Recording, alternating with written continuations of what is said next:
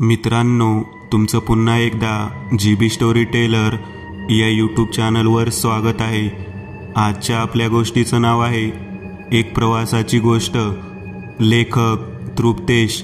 पण गोष्ट सुरू करण्याआधी जर कोणी या चॅनलवर पहिल्यांदाच आलेले असाल तर त्यांनी ह्या चॅनलला सबस्क्राईब करायला विसरू नका। चला तर मग अजिबात वेळ न घालवता गोष्टीला सुरुवात करूया।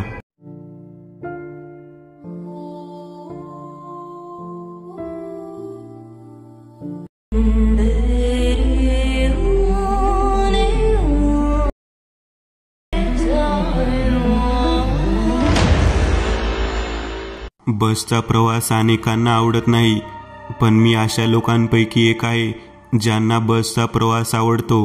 अनेक जण बसमध्ये बसलेले असले की मोबाईल चाळत बसतात, काही झोपा काढतात, पण मी टक्क जागा असतो। माझा प्रयत्न एकच, खिडकीजवळ बसायला भेटावे। मग बाहेर पळणारी झाडे, घरे बघायला आवडतात मला। इतकेच नाही तर क्रिकेट वगैरे खेळणारी मुले दिसतात, शाळेतून परतणारी मुले दिसतात। बस गावातून जात असेल तर मग गावात बसून गप्पा मारणारी माणसे दिसतात, आणि असे काय काय ते दिसते। दरवेळी नवे नवे। हे बघायला मला कंटाळा येत नाही, कधीच येत नाही। खिडकीचा काच उघडा असतो, गारगार कधी गरम हवेचा झोत चेहऱ्यावर पडतो तेव्हा झोप लागायला लागते।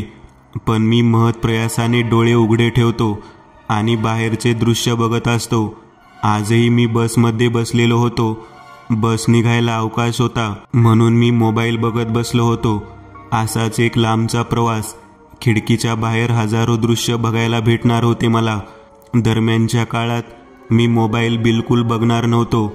अर्थात बसमधून प्रवास करताना खिडकीच्या बाहेर दिसणारी मनमोहक दृश्य कोणत्याही चित्रपटापेक्षा मला 1000 पट मनोरंजक वाटतात। म्हणून का काय, पण यूट्यूबवर सुद्धा मी अनेक ट्रॅव्हल व्लॉगर्सला सबस्क्राईब केलेले आहे। ते प्रवास करताना मी बघतो आणि माझे मनोरंजन होते। इथे कोणी बसले का, कोणीतरी मला विचारले। मी त्या आवाजाकडे बघितले। साधारण 30 वयाचा युवक होता तो। चेहऱ्यावर दाढी मिशी वगैरे काही नव्हती, गुळगुळीत चेहरा दिसत होता। केसाला तेल लावून ते त्याने व्यवस्थितपणे विंचरलेले दिसत होते। पांढऱ्या रंगाचा फुलबाह्यांचा शर्ट घातलेला होता आणि काळ्या रंगाची पॅन्ट घातलेली होती। हातात घड्याळ होते, सोनेरी बेल्टचे। मी माझी शेजारी पडलेली बॅग उचलून मांडीवर ठेवली व त्याच बसण्याची जागा करून दिली। तो शेजारी येऊन बसला। मी माझे मोबाईल बघणे सुरूच ठेवले।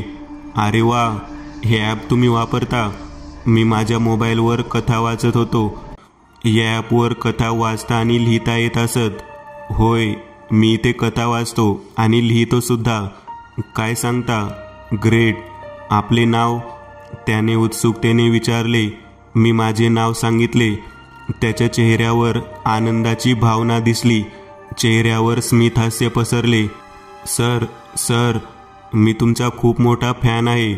मला तो सर म्हणताना पाहून कसे तरीच वाटले। मी त्याच्यापेक्षा वयाने लहान होतो। अरे दादा, मला सर वगैरे म्हणू नकोस। तू पण मला दादा म्हणू नकोस। मी तुमच्या अनुयायांपैकी एक, पवन नाव आहे माझे। पवन? अरेच्चा, हा तर माझ्या कथांना नेहमीच कमेंट करतो। तशा मला हजारो कमेंट येतात। काही माझ्या कथांना बकवास म्हणतात, त्यांची नावे मी लक्षात ठेवत नाही। पण चांगल्या कमेंट लिहिणाऱ्या माणसांची नावे मी बऱ्यापैकी लक्षात ठेवतो, आणि हा तर रेग्युलर कमेंट्स लिहितो म्हणून याचे नाव लक्षात होतेच। अरे भाऊ, तुझ्या कमेंट नेहमी वाचतो मी। फार छान असतात तुझ्या समीक्षा। धन्यवाद भावा। पण तुझ्या कथा फार उत्कृष्ट असतात, फार म्हणजे फारच उत्कृष्ट। जादूगार आहेस तू, जादूगार। तो कौतुक करत पुढे म्हणाला। माझ्यासारखा तुझा चाहता कोणीच नसेल।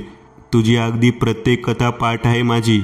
माझ्या मित्रांना भयकथा आवडतात, मी त्यांना तुझ्या कथा सांगतो। शिवाय तू जास्त करून लघुकथा लिहितोस म्हणून मित्रांना त्या लगेच सांगून संपवता येतात। सगळे माझे कौतुक करतात, म्हणे इतक्या गोष्टी तुझ्या लक्षात कशा राहतात? मी हसलो।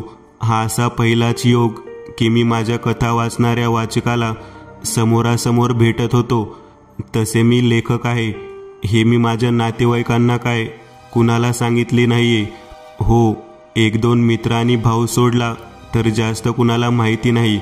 आई वडिलांना सांगायचा विषयच नाही, कारण भयकथा लिहितो असे सांगितल्यावर एक थोबाडीत बसली असती. या लेखनापेक्षा अभ्यासात वेळ घाल हे आणि अजून बरेच ऐकून घ्यावे लागले असते. लहान भावाला मी भयकथा लिहितो असे त्याला माहिती असले तरी आजवर त्याने एकही कथा स्वतःहून वाचलेली नव्हती. 1-2 वेळा त्याला बळजबरी वाचायला सांगितली तेव्हा त्याने वाचली. मस्त आहे म्हणाला, पण मनातून त्याला माझी कथा बकवास वाटली असावी असे उगीचच वाटून गेले. अर्थात प्रत्येकाला वेगवेगळे साहित्य वाचनाची आवड असते. तो भय प्रकारचा रसिक नव्हता म्हणून त्याला आवडली नसेल कथा, पण त्यानंतर मी त्याला कधीही कथा वाच म्हणून सांगितले नाही. आणि आली मित्रांची गोष्ट तर तेही काही माझ्या भावापेक्षा वेगळे नव्हते. ते देखील भयकथा प्रकारचे रसिक नव्हतेच. भाई, त्या दिवशी कथेला मी समीक्षा केली. एरवी तू प्रत्येकाच्या कथेला धन्यवाद असा प्रतिसाद देतोस म्हणा, पण त्या दिवशी तुम्हाला असा मोठा रिप्लाय केलास की मी त्याची प्रिंट काढून त्या तू दिलेल्या मोठ्या प्रतिसादाची फ्रेम बनवून भिंतीला टांगली. हे ऐकून मी हसून मान डोलावली. हे आतीच होते म्हणे प्रतिसादाची फ्रेम बनवून भिंतीला टांगलीये. अर्थात हे अविश्वासाचे भाव त्याच्या नजरेला टिपले असावेत म्हणून त्याने मला लगेचच मोबाईलवर त्याने त्या फ्रेमचा फोटो दाखवला. मीही थक्क झालो. मला चांगले आठवते त्याने ती कमेंट माझ्या चेंचू नावाच्या कथेला लिहिलेली होती आणि त्याने फारच सुंदर समीक्षा केलेली होती. म्हणून जवळजवळ एक कथा लिहायला लागतो तितका वेळ देऊन मी खास त्याच्यासाठी रिप्लाय टाईप केला होता. फ्रेम आणि त्याचे माझ्या कथांवरचे प्रेम पाहून मी भारावून गेलो होतो. मी तर त्याच्या पायाच पडलो. तो पाय बाजूला करत म्हणाला, अरे तू तर माझ्यासाठी देवासमान आहे, पाया वगैरे पडू नकोस. मित्रा, त्या ॲपवर माझ्यापेक्षा 1000 पट सुंदर लिहिणारे लेखक आहेत. ते सूर्य असतील तर मी पृथ्वीवर पडलेला एक छोटा दगड आहे. त्यांच्या कथा तुला आवडत नाहीत? आवडतात, पण तुझ्या कथांमध्ये एक वेगळेपणा असतो. ते लिहितात, पण इतक्या मोठ्या कथा एका बैठकीत वाचून होत नाहीत. तुझ्या कथा मालिका पण असतात, पण त्यांचे भाग छोटे छोटे असतात म्हणून ती कंटाळवाणी वाटत नाही. शिवाय विनाकारण परिसराची वर्णने वगैरेचा रटाळपणा तुझ्या कथांमध्ये नसतो. मी त्याचे आभार मानले. खरंच असं चाहता भेटायला नशीब लागते. पण मला एक आवडत नाही, तो असे म्हणाला. मी कान देऊन नीट ऐकू लागलो. तू कधी कधी सलग कथा प्रकाशित करतोस. एकदा एक कथा प्रकाशित करायला सुरुवात केलीस तर थांबत नाहीस, पण लिखाण बंद केले की डायरेक्ट 1-2 महिन्यांनी पुन्हा लिहायला घेतोस, असे का? मी हसलो. म्हणालो, मनात भरपूर कल्पना आहेत. मोठ्या मोठ्या सिरीज लिहाव्या असे वाटते, पण अजून मी शिक्षणच घेतोय. एकदा कुठेतरी नोकरीला लागून सेटल झालो की भरपूर कथा लिहिणार. तो हसला. त्या हसण्यातली तुच्छता मी सहज टिपली. आता तो म्हणाला, नीट वेळेचे व्यवस्थापन केले तर सगळे करता येते. बरेच लेखक वेगवेगळे कारण देतात की ते रेग्युलर का लिहित नाही, पण वेळेचे व्यवस्थापन केले तर सगळे होऊ शकते. बरोबर आहे. वेळेचे व्यवस्थापन वगैरे गोष्टी ऐकायला कितीही आकर्षक वाटत असल्या तरी यात एक अडचण आहे. कथा लिहिणे ही एक प्रक्रिया झाली, पण त्याआधी कल्पना मनात आणावी लागते. पात्रे, त्यांचे व्यक्तिमत्व रेखाटावे लागते. यात खूप मानसिक ऊर्जा खर्च होते. माझे ऐकून तो विचारात पडला. मी वैचारिक वादात त्याचा पराभव केला होता असे दिसत होते. बरोबर आहे, पण वेळात वेळ काढून लिहित जा. मग त्याने मी आधी लिहिलेल्या कथांचे कौतुक केले. ही अमुक कथा तू प्रकाशित केली तेव्हा माझे ब्रेकअप झाले होते. कथा वाचून दुःख विसरलो. मग अमुक दुसरी कथा वाचत असताना कथेत वीज कडाड आवाज करून चमकली तेव्हा खरोखर माझ्याकडेही वीज चमकली वगैरे वगैरे. कुणालाही गोड खायला आवडते, पण सारखे सारखे गोड खायला दिले तर शिशारी येते. माझेही आता तसेच झाले होते. सारखे सारखे माझ्या कथांचे कौतुक ऐकून आता मला कंटाळा येऊ लागलेला. बस केव्हाच सुरू झाली होती. मला खिडकीतून बाहेर बघून दृश्यांचा आनंद घ्यायचा होता. मग मी त्याला सारे सांगितले. मला बसचा प्रवास का आवडतो, खिडकीतून पळणारी दृश्ये वगैरे वगैरे. मग मी त्याला नम्रपणे खिडकीतून बाहेर असलेल्या दृश्यांचा आनंद घेऊ देत असे सांगितले. त्यानेही मान हलवली. मग मी खिडकीतून बाहेर पाहू लागलो. प्रवासाचा आनंद घेऊ लागलो. चेहऱ्यावर गार गार हवा येऊन आदळत होती. पण मला ही हवा हवीशी वाटते. जणू मी सारे जग विसरलो होतो. आता बस शेतातून असणाऱ्या रस्त्यांवरून जात होती. आज जरा ऊन सावलीच होती, पण बघता बघता पाऊस पडायला लागला. मी खिडकी लावून घेतली. बाहेरचे बुरसट दिसत होते. माझा जरा हिरमोड झाला. मी शेजारी बघितले. पवन मोबाईलवर काहीतरी वाचत होता. मी सहज डोकावून पाहिले. तो मी लिहिलेली कथा वाचत होता. ही कथा तर फार जुनी. तू वाचली नव्हतीस? वाचलेली. तुझ्या कथा मी मोजता येणार नाही इतक्या वेळी वाचल्यात. मला माझेच कौतुक वाटले. माझ्या कथा एखाद्याला इतक्या संमोहित करू शकतात म्हणजे मी काही साधासुद्धा माणूस नाही. माझ्या लेखणीत नक्कीच काहीतरी असामान्य आहे. हा तर एक चाहता डोळ्यासमोर दिसला म्हणून. असे माझ्या कथांचे किती चाहते असतील. आता बाहेर पाऊस थांबला होता. मी खिडकी उघडली. बाहेर रस्त्याच्या कडेने मातीच्या रंगाचे पाणी वाहत होते. झाडे पावसाने चिंब भिजलेली. आकाशात किडे उडत होते. त्यांना पक्षी पकडत होते. असे वेगवेगळे दृश्य दिसत होते. एकाएकी बस थांबली. हा डोंगराळ परिसर होता. अर्धा तास गेला. बस जागची हलली नाही. मग समजले की रस्त्यावर दरड कोसळलीये. रस्ता बंद झालाय. केव्हा मोकळा होईल सांगता येत नाही. शिवाय पुढेही अनेक ठिकाणी दरडी कोसळल्यात. हे समजल्यावर बसमध्ये एकच गोंधळ उडाला.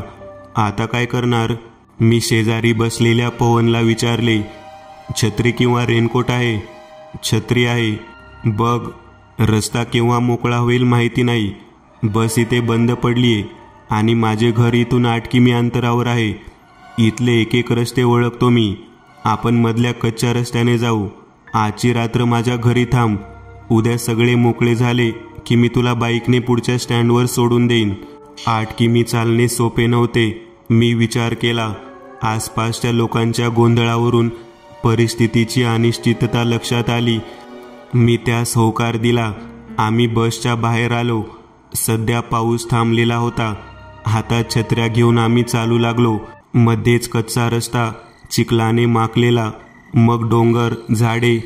झाडांखालून चालताना त्याच वेळी हवा आली की झाडांवरून पाण्याचे थेंब पडत आणि अंग ओले होई. यासाठी पाऊस चालू नसूनही मी छत्री उघडली होती.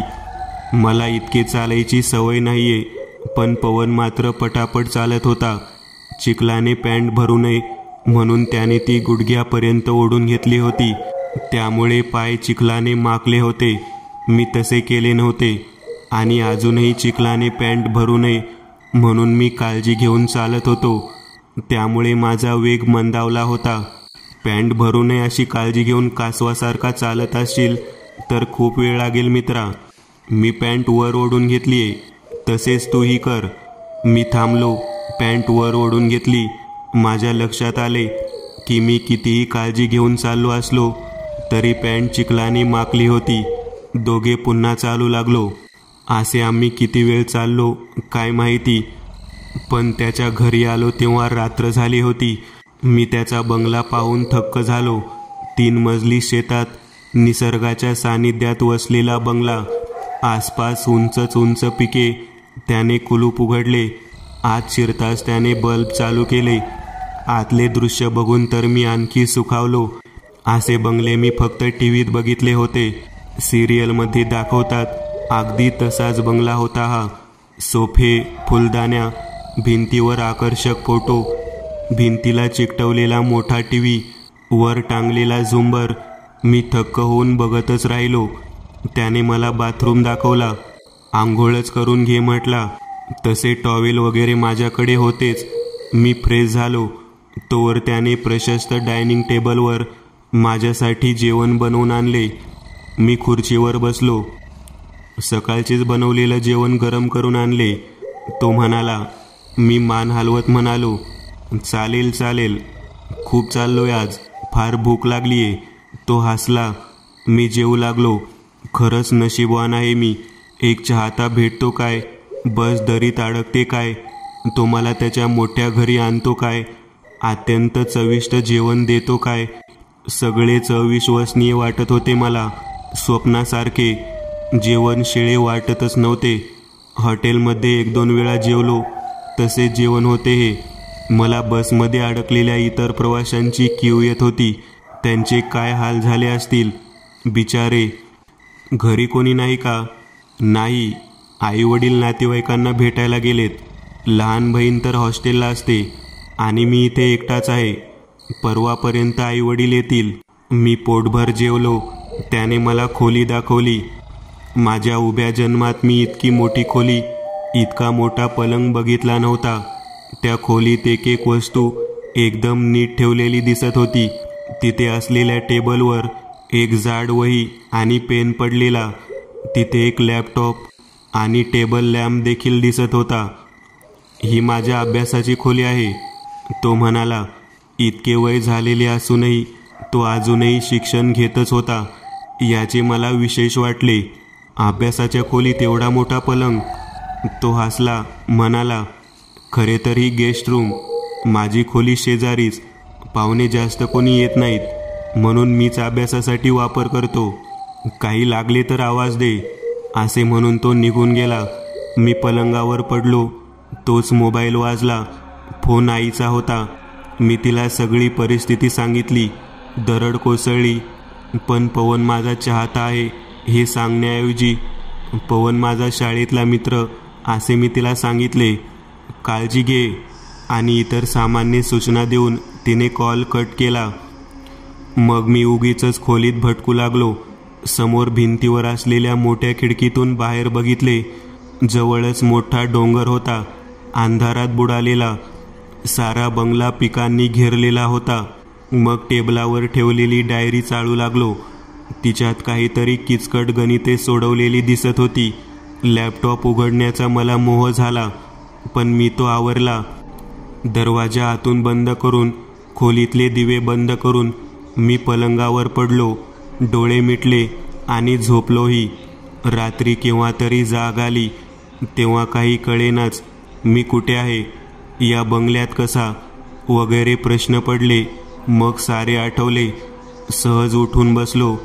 चेहऱ्यावरून 2 हात फिरवले. मग उगीचच माझ्या मनात शंका आली. ही आधीच माझ्या मनात यायला हवे होते. मी अनेक भयकथा लिहिलेल्या, अनेक वाचलेल्या सुद्धा. काय हा कोणी सायको किलर किंवा सैतान? विचार झटकून टाकला मी. काहीतरीच काय, असे खरोखर थोडेच असते. मी सहज जवळच पडलेला मोबाईल उचलला. त्यावर नेटवर्कही मजबूत होते. शक्यतो हा सायको किलर असता तर याच्या बंगल्यात नेटवर्क नसते. भूत असता तरीही तेच. शिवाय मी मेलो, याने माझा मुर्दा पाडलाच तरी घरचे पोलिसात जातील. पोलिसांना शेवटचे लोकेशन हेच दिसेल. पोलीस याला पकडतील. भले मी जीवानीशी जाईन, पण पुढे कोणी मरणार तर नक्कीच नाही. असा हास्यास्पद विचार माझ्या मनात आला. मी पुन्हा झोपलो आणि सकाळीच उठलो. सकाळीच पवनने मला चहा नाश्ता आणून दिला. मी त्याचे वारंवार आभार मानत होतो. मग मी आंघोळ केली आणि कपडे घालून तयार झालो. सारे सामान घेऊन त्या घरातल्या गेस्ट रूममधून बाहेर पडलो आणि मुख्य दाराजवळ आलो. पवन, मला बसस्टँडवर पोहोचव बरे, येतो आता, मी ओरडलो. त्याचा पत्ता नव्हता. मी घाबरलोच. मानेवरचे केस ताठ झाले. काहीतरी अशुभ घडेल की काय असे वाटू लागले. सारे सामान तिथेच ठेवून मी घरात त्याला आवाज देत फिरू लागलो. एक एक खोली धुंडाळली. त्याचा तपास नव्हता. नाईलाजाने दाराजवळ आलो. सारे सामान उचलले. दरवाजाला धक्का दिला. तो उघडेना. माझा थरकाप उडाला. एकानंतर एक धडका देऊन पाहिल्या. काहीही झाले नाही. आता मी हादरलो होतो. असेल नसेल ते प्रयत्न करून मी दरवाजा तोडायचा प्रयत्न करू लागलो. सारेच व्यर्थ. घरात फिरलो. दुसरा रस्ता नव्हताच की त्याद्वारे मी बाहेर जाऊ शकेन. तसे माझे एका खोलीवर लक्ष गेले. त्या खोलीत मी अजूनही गेलेलो नव्हतो. मी तो दरवाजा उघडला. आत खाली जाणाऱ्या पायऱ्या होत्या. मी सारे काही करून थकलो होतो. मोबाईलच्या प्रकाशात मी पायऱ्या उतरू लागलो. मी पायऱ्या उतरतच होतो. जणू त्यांना अंत नव्हता. जणू त्या मला नरकात घेऊन जात होत्या. मी इतक्या खोलवर आलो होतो की इथे माझा जीव गुदमरत होता. अचानक एक सडक्या वासाचा दर्प जाणवला. मी तरीही तो सहन करत पायऱ्या उतरत राहिलो. शेवटी एकदाचा तळ लागला. तिथल्या लाल भडक प्रकाशात मला दिसले तिथे मृतदेह पडलेले होते. मनुष्यांचे मृतदेह, सडलेले.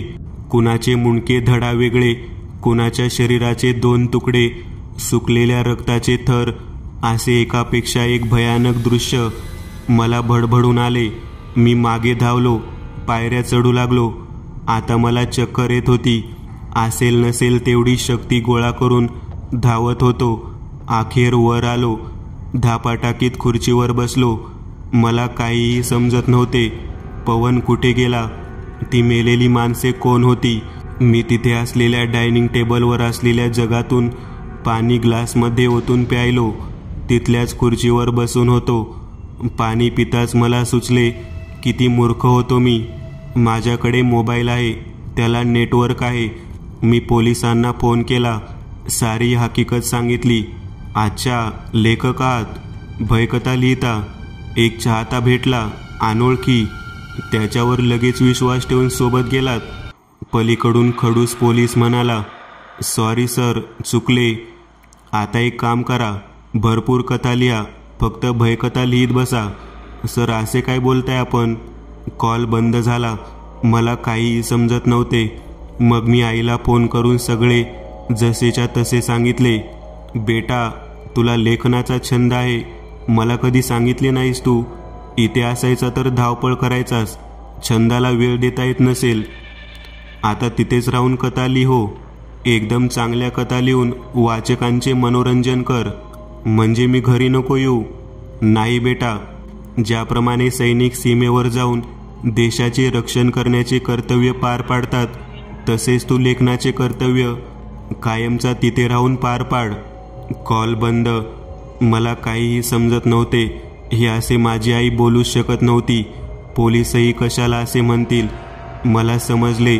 फोनवर आवाज आईचा असला तरी तो आईचा नव्हताच. आवाज पोलिसांचा वाटत असला तरी तो पोलिसांचा नव्हताच. मी कितीही ओरडलो, मेसेज टाकले, तरी ज्याला ते पाठवलेत त्यापर्यंत खऱ्या माणसाकडे ते जाणारच नाहीत. मी हाताश होऊन जमिनीवर बसलो. त्या तळघराच्या आतून पवन बाहेर आला. मी दात ओठ खात त्याच्याकडे धावून गेलो.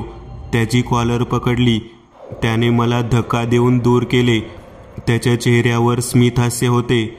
आता आपल्या छंदांना पूर्ण वेळ द्या लेखक महाशय. रोज कथा लिहा असे म्हणत नाही मी. निदान आठवड्यातून 3 कथा लिहा. काही लागले तर मागून घेत जा. हा तुमचा चाहता हाजीर आहे सेवा करायला. मी पुन्हा त्याच्यावर धावून गेलो. त्याला मारले. तिथे कोपऱ्यात पडलेली काठी उचलली, जोरात त्याच्या डोक्यात हाणली आणि त्याचबरोबर त्याची सारी कातडी निखळून पडली. खरे रूप दिसले. मगाच्या त्याच्या शरीरात आणि आताच्या शरीरात भरपूर अंतर होते.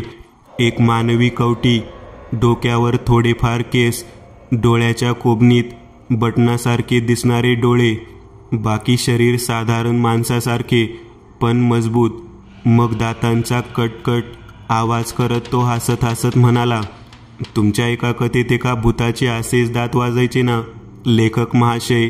मी जाम घाबरलो. त्याला थरथर कापत विचारले, ते तळघरात पडलेले मृतदेह कोणाचे?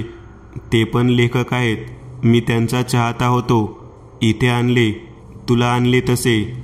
ते पण ऑनलाईन कथा लिहायचे, पण रेग्युलर नाही. त्यांना भेटलो, विचारले रेग्युलर का लिहित नाही, तर सांगायचे इतर कामे असतात हे नी ते कारणे, त्यामुळे त्यांना लिहायला जमत नव्हते म्हणे. मग काय, मी त्यांना इथे आणले होते. सगळी साधन सामग्री पुरवली, सेवा केली.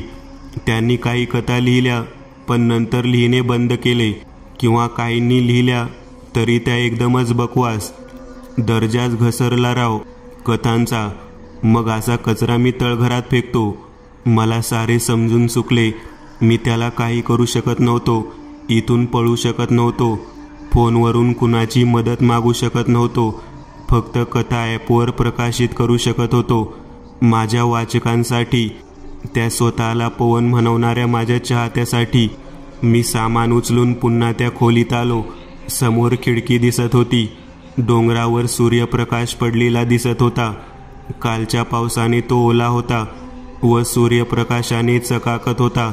सुंदर दृश्य, पण मला काही वाटले नाही. आज खोलीत आणखी एक खिडकी आली होती. त्या खिडकीतून बसमधून बाहेर बघताना दृश्य पळताना दिसतात तशी दिसत होती. माझ्यासाठी मनोरंजनाची व्यवस्था केलेली दिसत होती त्याने. माझी अवस्था पिंजऱ्यात कोंडलेल्या पक्ष्यासारखी आहे. सुरुवातीला पिंजऱ्यात पक्षी कोंडला की फडफड करतो आणि कैदेतून निघायचा प्रयत्न करतो. एकदा त्याला कळले की इथून काही सुटका होणे नाही, मग तो तसे फडफडणे थांबवतो. आता माझ्या लक्षात आले, मी नशीबवान नव्हतोच. माझ्यापेक्षा लाखपटीने नशीबवान ते तासनतास बसमध्ये घालवलेले साधारण प्रवासी होते. त्यानंतर मी रेग्युलर कथा लिहितो, लॅपटॉपवर टाईप करतो आणि मोबाईलद्वारे प्रकाशित करतो. वाचक कौतुक करतात. मी त्यांना प्रतिसाद देतो. मनात खूप सारे प्रश्न आहेत. हा पवन नक्की आहे कोण? मला याने कसे शोधले? इतर लेखकांना कसे शोधले? पण मी त्या प्रश्नांची उत्तरे शोधत बसत नाही, कारण उत्तरे मिळूनही काही फायदा नाही याची मला जाणीव आहे. आता मी ही कथा लिहितोय. अनेक वाचक वाचतील, युनिक कथा म्हणून कौतुक करतील. सगळ्यांना ही कथा कथाच वाटेल.